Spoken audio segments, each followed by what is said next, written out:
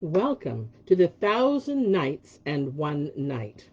Now, when it was the 850th night, she said, "It hath reached me, O auspicious king, that when the traitor saved Nuzhat al-Zaman from the Badwi, and bore her to his lodgings, and robed her in the finest raiment, he went down with her to the bazaar, where he bought her what ornaments she chose, and put them in a satin bag, which he set before her, saying, all is for thee, and I ask nothing of thee in return, but that when I lead thee to the Sultan, Viceroy of Damascus, thou acquaint him with the price I paid for thee, albeit it was a little compared with thy value.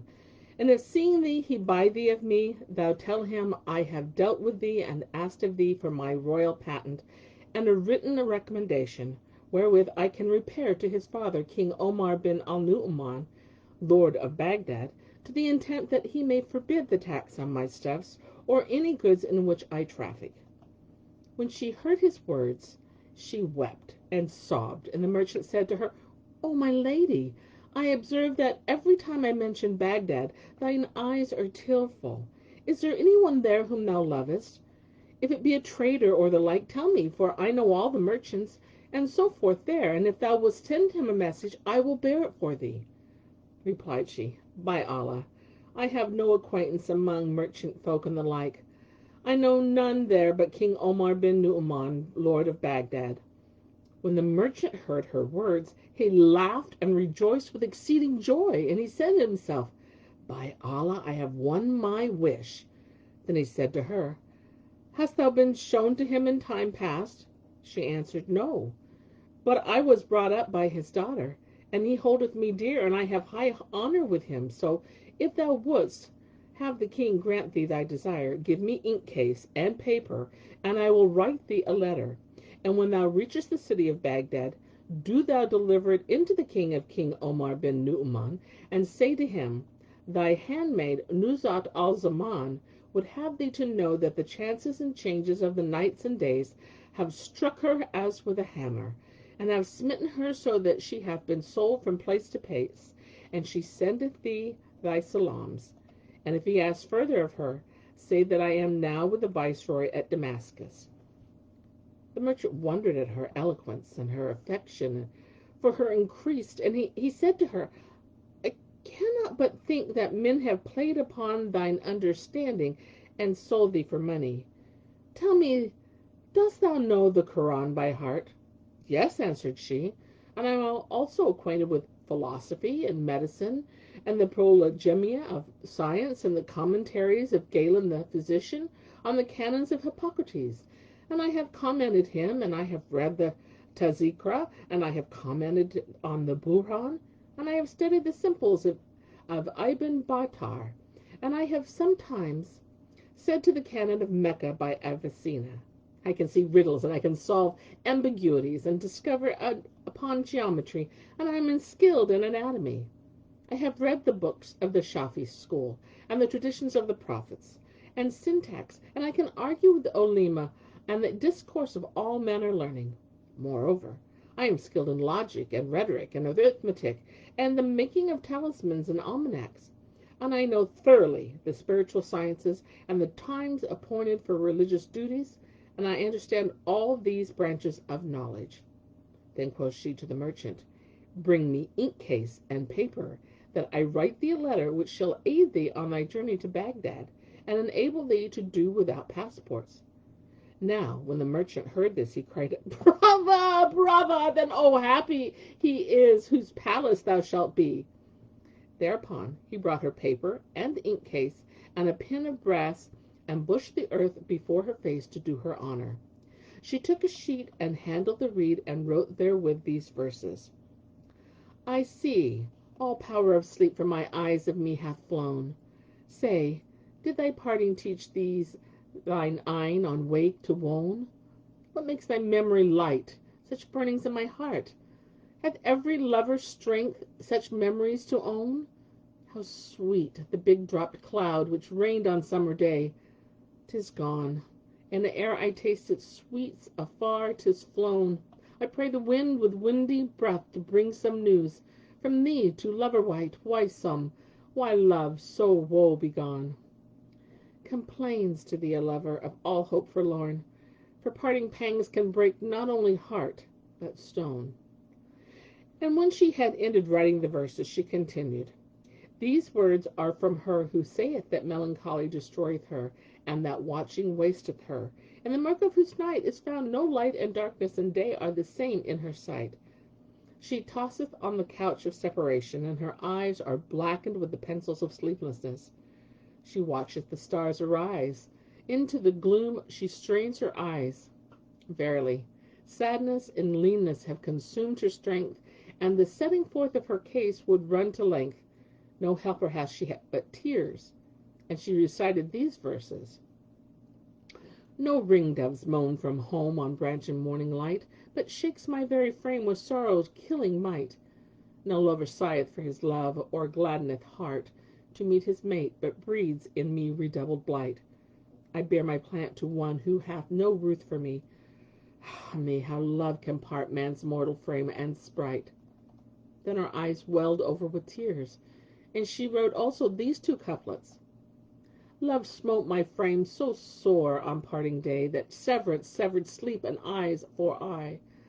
I wax so lean that I am still a man, but for my speaking thou wouldst never say. Then she shed tears, and wrote at the foot of the sheet, This cometh from her who is far from her folk and her native land, the soulful-hearted woman, Nuzhat al-Zaman. In fine, she folded the sheet, gave it to the merchant, who took it and kissed it, and understood its contents, and exclaimed, Glory to him who fashioned thee. And Shahrazad perceived the dawn of day, and ceased saying her permitted say. And so too do I cease my say for this day, until it be morrow. Now, when it was the 59th night, she said, It hath reached me, O auspicious king, that Nuzhat al-Zaman wrote the letter and gave it to the merchant, and he took it to read it, and understood the contents, and exclaimed, Glory to him who fashioned her. Then he redoubled his kindness, and made himself pleasant to her all that day. And when night came, he sallied out to the bazaar, and bought some food wherewith he fed her. After which he carried her to the hammam, and said to the bathwoman, As soon as thou hast made an ending of washing her head, dress her, and send her, and let me know of it. And she replied, Hearing is obeying. Meanwhile, he fetched food and fruit and wax candles, and set them on the bench in the outer room of the bath. And when the tire-woman had done washing her, she dressed her, and let her out of the bath, and seated her on the bench. Then she sent to tell the merchant, and Nuzhat al-Zaman went forth to the outer room, where she found the trays spread with food and fruit. So she ate, and the tire-woman with her, and gave the rest to the people and the keeper of the bath. Then she slept till the morning, and the merchant lay the night in a place apart from her. When he aroused himself from sleep, he came to her, and waking her, presented her with a shift of fine stuff, and a head kerchief worth 1,000 dinars, a suit of Turkish embroidery, and walking boots, purfled with red gold, and set with pearls and gems. Moreover, he hung in each of her ears a circlet of gold, and a fine pearl thereon, worth 1,000 dinars, and threw round her neck a collar of gold with bosses of garnet, and a chain of amber beads that hung down between her breast over her navel. Now, to this chain were attached 10 balls and 9 crescents, and each crescent had in its midst a bezel of ruby, and each ball a bezel of balass. The value of the chain was 3,000 dinars, and each of the balls was priced at 20,000 dirhams, so that the dress she wore was worth in all a great sum of money. When she had put on these, the merchant bade her adorn herself, and she adorned herself to the utmost beauty. Then she let fall her fillet over her eyes, and she fared forth with the merchant preceding her. But when folk saw her, all wondered at her beauty, and exclaimed, Blessed be Allah, the most excellent Creator! O lucky man in whose house she shall be! And the trader ceased not walking, and she behind him, till they entered the palace of Sultan Sharrkan, when he sought an audience, and kissing the earth between his hands, said, O auspicious king, I have brought thee a rare gift, unmatched in this time, and richly gifted with beauty and with good qualities. Quoth the king, Let me see it. So the merchant went out and brought her, she following him till he made her stand before King Sharrkan.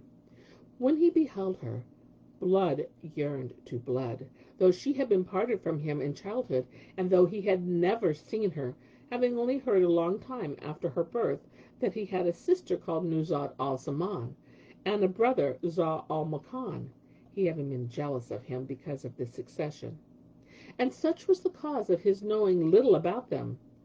Then, having placed her before the presence, the merchant said, O King of the ages, besides being peerless in her time for beauty and loveliness, she is also versed in all learning, sacred and profane, including the art of government and the abstract of science. Quoth the king to the trader, Take her price according as thou boughtest her, and go thy way. I hear and obey, replied the merchant. But first, write me a patent exempting me for ever from paying tithe on my merchandise. Said the king, I will do this. But first tell me what price thou payest for her. Said the merchant, I bought for her 100,000 dinars, and her clothes cost me another 100,000. When the Sultan heard these words, he declared, I will give thee a higher price than this for her, and calling his treasurer, said to him, Pay this merchant 320,000 ducats, so will he have 120,000 dinars profit. Thereupon the Sultan summoned the four Kazays and paid him the price in their presence, and then he said, I call you to witness that I free this my slave girl and propose to marry her. So the Kazi wrote out the deed of emancipation and the contract of marriage. And when the Sultan scattered much gold on the heads of those present, and the pages and the eunuchs picked up this largesse, then, after paying him his monies, Sharrkan bade them write for the merchant a perpetual patent, exempting him from toll, tax, or tithe upon his merchandise, and forbidding each and every in all his governments to molest him, and lastly bestow on him a splendid dress of honor. And Shahrazad perceived the dawn of the day, and ceased saying her permitted say. And so do I cease my say for today, until it be morrow.